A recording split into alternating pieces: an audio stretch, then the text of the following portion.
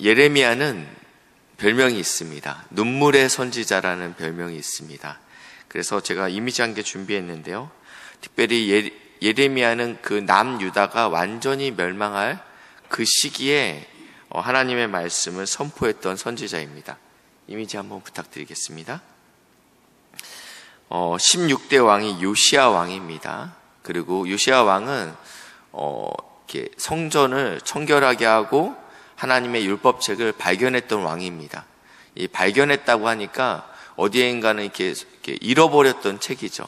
하나님의 말씀을 잃어버렸던 시대가 히스기야의 다음 아들 므낫세 때, 므낫세가 굉장히 오랫동안 통치했거든요. 근데 그 당시에 율법을 완전히 잃어버렸다가 이 요시야 때 하나님의 율법책을 다시 발견했습니다. 그래서 종교 개혁을 일으켰던 하나님의 사람이었죠.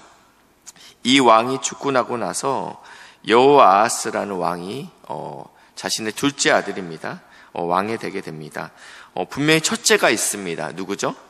여호야김이 있죠. 그럼에도 불구하고 둘째가 왕이 됐다라는 것은 첫째가 그만큼 자격이 없었다라는 것입니다.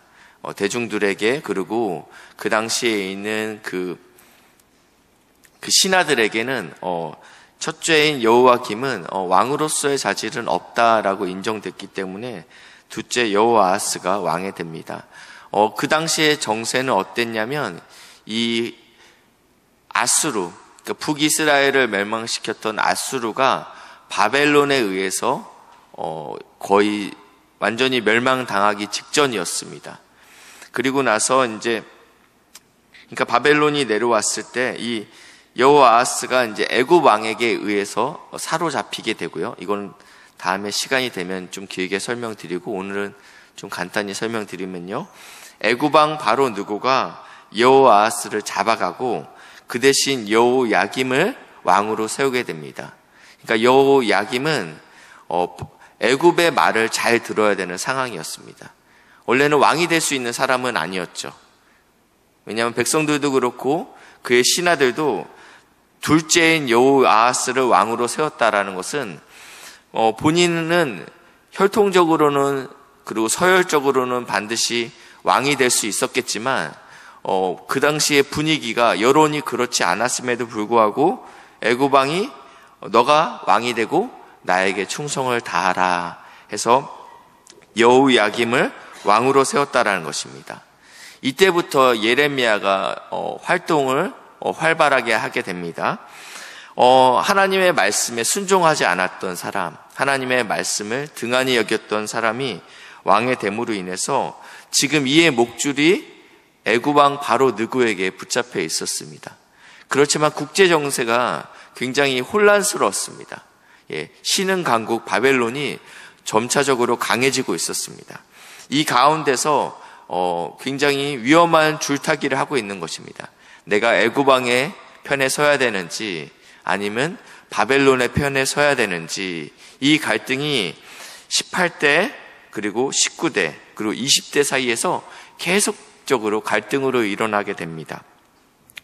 여호야김과 그리고 여호야긴 그리고 시드기야까지 예레미야 선지자가 활동하게 되는데요.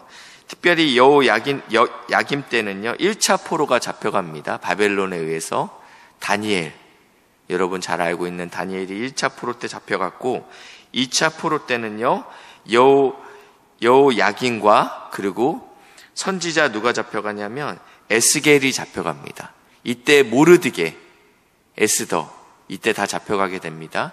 그러니까 남유다는 바벨론에 의해서 한 번에 멸망된 것이 아니고 야금야금 1차 포로 때 다니엘과 세 친구들이 잡혀가고 2차 포로 때 에스겔 선지자가 잡혀가는 일들이 일어나고 나서 지금은 완전히 멸망되지 않은 상태에서 예레미야 선지자가 활동하고 있는 것입니다. 그러니까 거짓 선지자들이 일어나는 거죠. 일어나서 뭐라고 얘기하죠? 2년 있으면 잡혀갔던 포로들이 돌아올 것이고 성전에서 빼앗겼던 물건들이 다시 돌아올 것이다. 완전히 멸망되지 않은 이 상태에서 하나님께서 성전을 완전히 멸망시키지 않을 것이야. 이러한 메시지를 선포하는 거짓 선지자들이 있었고, 너희들이 살 길이 있다. 예레미야 선지자가 외치죠. 너희들이 살 길이 있다. 무엇인지 들어보니까 바벨론에게 항복하는 것이 너희가 살 길이다. 이렇게 메시지를 전하고 있는 사람이 예레미야 선지자였습니다.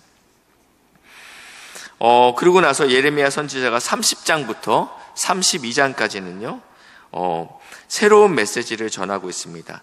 여기에는 위로의 책이라는 별명이 붙어 있습니다. 그러니까 그 전까지는 항복해라, 바벨론에게 멸망할 것이다, 이런 메시지를 계속적으로 선포했으니 굉장히 예레미야 선지자로서는 힘든 메시지였습니다. 목회자가 강단에 올라와서 우리가 일본에 항복해야 됩니다, 이런 메시지를 계속적으로 선포한다면 이것은 옳고 그름을 떠나서 굉장히 인기가 없는 메시지였죠. 근데 지금 예레미야가 바벨론에게 계속적으로 항복하라는 메시지를 선포하고 있었는데 30장부터 33장까지 위로의 책입니다. 한번 보시겠습니다. 1절입니다. 여호와께로부터 말씀이 예레미야에게 임하여 이르시니라. 이런 말씀이 계속적으로 반복되는데요. 이것을 지금 내가 너에게 일러준 말을 책에 기록하라. 이 메시지의 중요성에 대해서 언급하고 있습니다. 3절 중반에 보시면 내가 내 백성 이스라엘과 유다의 포로를 돌아오게 할 날이 오리니, 아직 완전히 멸망하지 않았습니다. 그런데 이미 그들이 돌아올 날들에 대해서 예언하고 있다는 것입니다. 내가 그들을 그 조상들에게 준 땅으로 돌아오게 할 것이니 그들이 그 땅을 차지하리라. 여호와의 말씀이니라. 아직 남유다가 완전히 멸망하지 않았습니다. 그리고 29장 앞에는요, 이렇게 표현하고 있습니다. 29장 10절인데요. 10절에는 이렇게 표현하고 있는데, 여호와께서 이와 같이 말씀하시니라. 바벨론에서 70년이 차면 내가 너희를 돌보고 나의 선한 말을 너희에게 성취하여 너희를 이곳으로 돌아오게 하리라. 거짓 선지자들은 2년 안에 너희가 돌아올 것이다, 2년 안에 성전의 기물들이 다시 돌아올 것이다 라고 예언했지만, 지금 예레미야는 70년, 한 세대가 여러 번 지나고 나서 너희가 돌아올 것이다 라고 예언했습니다. 아직 남유다는 멸망하지 않았습니다. 그렇지만 너희들이 반드시 멸망할 것이고, 그리고 그 땅에서 2년이 아닌 70년 동안 너희가 그 땅에 살아야 된다. 앞에서 이렇게 예언하고, 지금 여기서는요, 그러고 나서 너희가 반드시 돌아올 것이다. 70년 후의 이야기를 지금 선포하고 있는 것입니다. 4절인데요. 여호와께서 이스라엘과 유다에 대하여 하신 말씀이 이러하니라. 그러면서 다시 한번 너희가 완전히 멸망할 것들에 대해서 다시 한번 이야기합니다. 우리가 무서워 떠는 자의 소리를 들으니 두려움이요 평안함이 아니로다. BC 586년에 남유다가 완전히 멸망하는 것들에 대해서 예언하고 있는데요. 6절입니다. 너희는 자식을 해산하는 남자가 있는가 물어보라. 임신하여서 잉태하는 남자가 있느냐? 없죠. 그것을 한번 물어보라. 근데 어찌하여 모든 남자가 해산하는 여자같이 손을 자기의 허리에 대고 모든 얼굴이 겁에 질려 새파래졌는가? 임신하는 여자가 없는데, 임신하는 남자가 없는데 어찌 남자의 얼굴이 임신하는 여자같이 두려워 떨고 있느냐? 그때가 바로 남유다가 완전히 멸망하는 때다라고 표현하고 있습니다. 7절입니다. 슬프다 그날이요. 남유다가 완전히 멸망하는 날이죠. 그와 같이 엄청난 날이 없으리라. 그날은 야곱의 환난의 때가 되미로다. 반드시 완전한 멸망이 있을 것을 이야기하고 나서, 그러나 그 환난에서 구하여 냄을 얻으리라.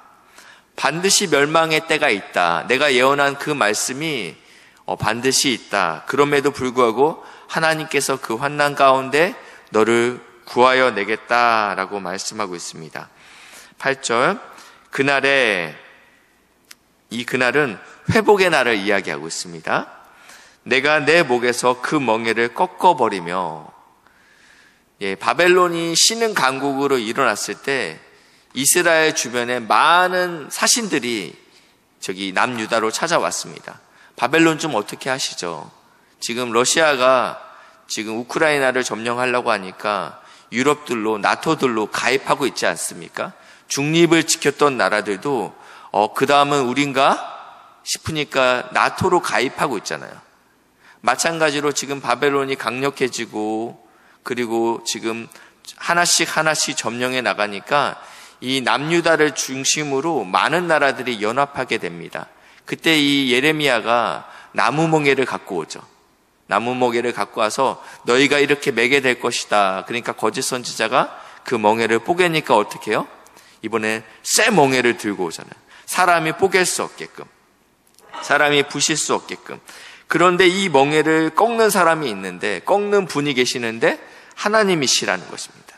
사람의 애씀과 연합이 이 멍에를 꺾을 수 없습니다. 왜냐하면 역사를 주관하는 분이 하나님이시기 때문입니다. 근데 하나님께서 그날에 회복시키는 날에는 이 멍에를 꺾어버리겠다. 너의 포박을 끊으시겠다라고 말씀하고 있습니다. 9절인데요. 그들의 하나님 여호와를 섬기며 내가 그들을 위하여 세울 그들의 왕 다윗을 섬기리라 얘기하고 있는데, 예레미야 22장 30절에는요 이렇게 표현하고 있는데,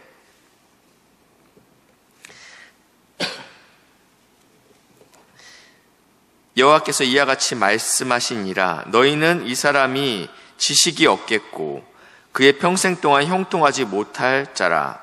기록하라. 이 기록하다라는 건 중요하다라는 거죠. 이는 그 자손 중에 형통하여 다윗의 왕위에 앉아 유다를 다스릴 사람이 다시는 없을 것임이라 하시니라. 지금 하나님께서 이 다윗의 형통을 통해서 왕위가 나지 않을 것이다 라고 말씀하셨어요. 사실은 이것은 다윗에게 주신 언약과는 상반되는 이야기입니다. 하나님께서 그만큼 남유다에게 굉장히 실망했다라고 표현하고 있는 것입니다. 그렇지만 바로 23장으로 넘어가시면 그렇게 분명히 이야기하셨잖아요. 다윗의 왕위에 앉아 유다를 다스릴 사람이 다시는 없을 것이다 이렇게 말씀했지만, 바로 뒤에 23장만 넘어가면 때가 이르르니 내가 다윗에게 한 의로운 가지를 일으킬 것이다 이렇게 말씀하고 있습니다. 그러니까 하나님의 본심은 이것이 아니라는 것입니다. 하나님의 본심은 남유다를 완전히 멸망시키는 것이 아닙니다. 어떠한 부모가 자식을 완전히 멸망시키기 위해서 훈육을 합니까? 훈육을 할 때는 이 아이가 돌아오길 원하고 그리고 정신 차리길 원해서 훈육을 하는 것이죠. 하나님께서 이 예레미야 선지를 보내서 남유다의 완전한 멸망을 이야기했던 것은 다시 돌아오기 위해서, 그리고 하나님을 경외하기 위해서 이러한 일을 하셨다라는 것입니다. 다시 본문으로 넘어오시면요, 하나님께서 이제 구원과 징계를 보이시는데요. 나의 종 야곱아 너희는 두려워하지 말라. 이스라엘아 놀라지 말라. 내가 너를 먼 곳으로부터 구원하고 너희가 바벨론 포로로부터 잡혀가지만 내가 반드시 너를 구원할 것이다. 그리고 잡혀가 있는 땅에서 구원하리니 야곱이 돌아와 태평과 안락을 누릴 것이며. 아직 일어나지도 않는 일에 대해서 하나님께서 이렇게 선포하고 있습니다. 그리고 보시면 11절 하반절에 보시니까요. 그러나 내가 내 법을 따라 너희를 징계할 것이요 결코 무죄한 자로만 여기지는 아니하리라. 하나님께서 이럴 수밖에 없다라는 것입니다. 본인이 공의의 하나님이시기 때문입니다. 죄를 없이 할 수 없는 분이시기 때문입니다. 이것이 하나님의 성품이기 때문입니다. 출애굽기 34장 6절부터 7절 말씀인데요. 34장 6절부터 7절인데요. 하나님께서 이렇게 표현하고 있습니다. 여호와께서 그의 앞으로 지나시며 선포하시되 여호와라 여호와라 자비롭고 은혜롭고 노하기를 더디하고 인자와 진실이 많은 하나님이라. 인자는 천대까지 베풀며 악과 가실과 죄를 용서하리라. 그 다음이 중요한데요. 그러나 벌을 면제하지 아니하고 아버지의 악행을 자손 3세대까지 보응하리라. 하나님은 사랑이 많으시고 인자가 풍성하신 분이라서 우리에게 천대까지 베푸신다라고 표현하고 있습니다. 이 천대는 정말 물리적으로 천대를 의미하는 것이 아니고 하나님의 자비하심이 끝이 없다라는 표현이고요. 마찬가지로 우리에게 벌을 내리신다 이 3, 4대는 우리 아버지의 죄가 자녀에게까지 전가된다라는 의미가 아니고요. 죄가 그만큼 짧다라는 비교를 하기 위해서 3, 4대라는 표현을 쓴다라고 저번에 한번 말씀드렸습니다. 그러니까 하나님은 반드시 죄에 대한 대가를 물으신다라는 것입니다. 하나님은 사랑이 많으심에도 불구하고 본인이 가지고 있는 이 공의의 속성 때문에 죄를 넘어가실 수 없다라는 것입니다. 반드시 죄에 대한 대가를 물으신다. 그렇기 때문에 예수님께서 십자가에 죽으셨다라는 것입니다. 우리가 그 모든 죄를, 그 죄에 대한 대가를 짊어진다면 우리는 죽을 수밖에 없기 때문에 예수님께서 십자가에서 우리를 위해 죽으심으로 우리가 값없이 하나님의 은혜를 얻게 된다라는 것입니다. 이러한 놀라운 하나님의 약속이 이 예레미야 가운데 있습니다. 눈물로 이스라엘 백성을 향해서 바벨론에게 잡혀가는 것이 너희가 살 길이라 예언했던 이 예레미야 가운데 안에도 하나님의 복음이 들어 있습니다. 하나님께서는 반드시 우리를 회복시키실 것이고 하나님께서 반드시 우리를 돌아오게 하실 것이라고 말씀하고 있습니다. 인생 가운데 고난이 있습니까? 하나님께서 반드시 돌아오게 하실 것입니다. 회복시키실 것입니다. 그것을 믿으시는 사랑하는 믿음의 동역자들 되시길 주님의 이름으로 축복합니다. 우리 같이 기도하실 텐데요. 우리 신기호 집사님을 위해서 기도해 주시고요. 그리고 우리 또 고등부 수련회가 이번 주에 있습니다. 특별히 우리 귀한 아이들 믿음 안에서 하나님의 말씀을 듣고 또 하나님을 만날 수 있도록 은혜를 부어달라고 기도 시간에 기도해 주시면 감사하겠습니다. 제가 잠깐 기도하고 주기도문 하겠습니다. 사랑의 하나님 감사합니다. 우리를 사랑하셔서 아주 버리지 아니하시고 하나님의 은혜 가운데 하나님의 경륜 가운데 또 우리를 붙잡아 주시니 감사드립니다. 주의 말씀을 붙들고 우리가 살아낼 수 있도록 은혜를 부으시고 인도하여 주시옵소서. 감사드리며 예수님의 이름으로 기도했습니다. 아멘.